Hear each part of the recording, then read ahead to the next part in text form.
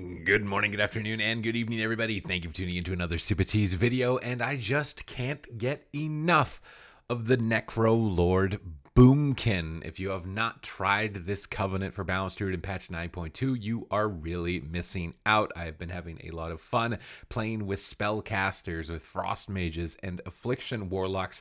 Surprisingly, this build focuses around Starfall, maintaining your dots on as many targets as possible, as long as possible, and utilizing Adaptive Swarm to buff those dots even further beyond, really pushing the limits of what is possible in terms of DPS in PvP right now for the Balanced Druid. And this video particularly is going to highlight the power of it and definitely going to convince you in checking it out. If you want to make sure that you're staying up to date with all of the patch changes that are happening to the game, all the class balance changes that happen to the game, so you can stay ahead of the competition, make sure you hit the subscribe button so that all of that detailed information will be provided to you here in real time. You'll never miss a beat. You'll never have to go searching for the patch notes on the internet. It's easy access, and you just got to hit the subscribe button here, absolutely free, and I do appreciate it. So in this video, I am playing with an Affliction Warlock. I'm playing with a Restoration Shaman. Our main focus is to keep the enemies far away and dot them up as much as possible, and then just kind of watch things unfold at that point, because it's going to be quite chaotic, quite hectic, and quite frustrating, honestly, for the opposing team to deal with it. I think once this strategy has been mastered a little bit more, because this is a strategy that kind of disappeared into the mists in the past expansions and is kind of just sort of teetering its way back up into the mainstream, that it's going to become much more prevalent. But I've been having a fantastic time with it. At the start of the fight, our main goal is to figure out who is the Ret Paladin going to be attacking and to get control of their Avenging Wrath. And that is what you're going to see in this video specifically. You want to be cycling the Avenging Wrath. You want to be keeping it away from your allies, using the Demonic Gateway and escaping it. And once you have survived it, that is when you can turn things around, turn up the heat. So I'm going to run in right away, get my dots rolling on as many targets as possible that run into my line of sight, and sort of just start prepping them up for chaos. I interrupt the priest early on Holy Fire. This is going to prevent them from healing. I then bash the Ret Paladin and send my Starfall to refresh all of my damage over time effects. I launch my Adaptive Swarm at the primary target, which is the Ret Paladin. Also, because hunters can feign death off the Adaptive Swarm, you do not want to send it there. But my Shaman is in a freezing trap. I'm in a Hammer of Justice, so I'm going to go into bear form preemptively for this stun, Bark Skin during the stun lock, and try and stabilize. But here comes Avenging Wrath. And immediately as that Avenging Wrath is popped, we have to drop Spirit Link Totem. We're going to pop our Frenzied Regeneration. And this is what I meant by you need to be ready for it. This is why getting aggressive before it has happened can be risky. I'm immediately going to cycle on that Avenging Wrath because I just almost went down. My Shaman just almost went down. We need to get control of that Avenging Wrath and remove it from play. It is too big of a threat. Get distance from the Ret Paladin. Start kiting them behind a pillar. Pull them into a bad position. Use Typhoon to knock them away. But you do not want to be taking damage from a Ret Paladin's Avenging Wrath, or it could just be the end of the match for you.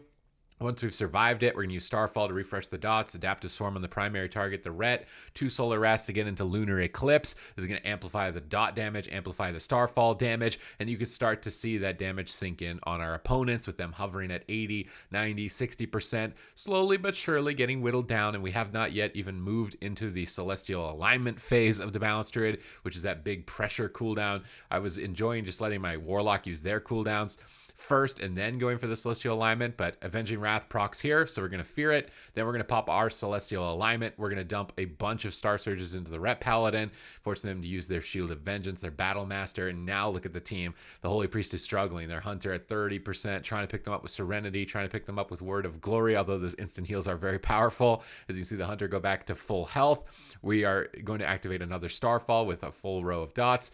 We want to keep dots on the priest because the priest, if they dispel an unstable affliction, is a great target. Healers in general are a great target. But then my Shaman goes into a freezing trap, so I need to be avoiding the Ret Paladin. I'm going to use Typhoon, Starfall, Kite, and pick up the Starbursts that fall from the Starfall as I'm avoiding the reconnect from the Ret. As soon as they're not able to touch me at all and I see that they're going to be going on a different target, I'm going to move right back into the fight and start getting my dots up on as many targets as possible. And the enemy team has started to burn so many of their instant heals that it's going to become increasingly more difficult for them to recover. And you can see that just in the health bars. And there's that unstable affliction dispel. As soon as you see that, you better be snapping some star surges at the enemy healer and going straight for the throat and straight for the win there. Because if you can punish that, look at this. Look at the devastation. Like, this is bordering a triple kill, and they have a Ret Paladin off healing. They have a Hunter Feign Deathing dots off, right? And they have a Holy Priest, the best healer right now in the meta, and they're just in complete shambles. But that Starburst I picked up earlier, time to run that in and start doing some work. More Starburst coming down on the ground, time to knock the Priest up into the air and make this even more difficult for them to survive. So we got Divine Shield from the Paladin, Aspect of the Turtle from the Hunter. They've burned through their immunities. Their Holy Priest is screaming. They are fortunate here that their Ret Paladin procs Avenging Wrath, which is going to boost their healing. So the Ret Paladin actually manages to buy them a couple more seconds with a few Word of Glories here, but they are still at half health. My Shaman's in a freezing trap. I'm going to play safe, not going to run on top of them. Shaman's out of the freezing trap. Time to push back in.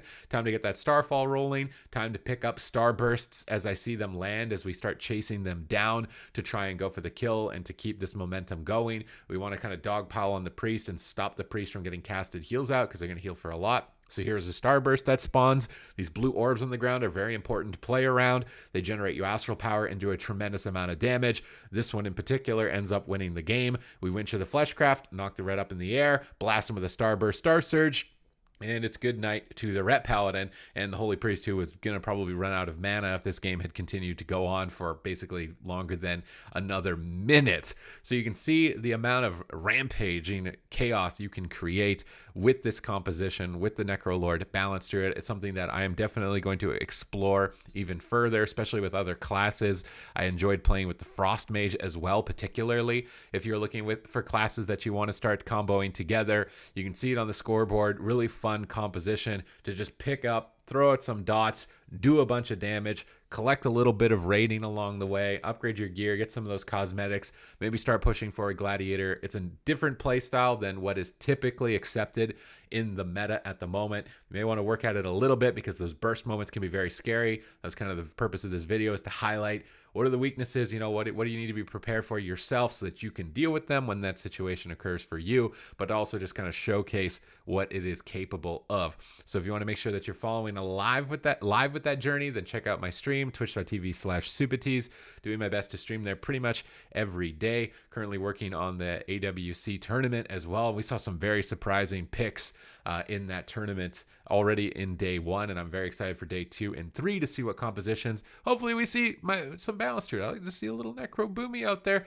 Maybe once, might not happen. I'm going to be the one that transcends it. I'm going to be the one that makes it happen if it doesn't, because I'm having way too much fun with it. And yeah, so watch me over there live. If you'd like to make sure you're staying up to date with the content here on YouTube, again, hit that subscribe button. Let me know in the comments down below, what are your thoughts? What's looking good with this? Did you check out the tournament? If not, then make sure you did. YouTube.com/Warcraft.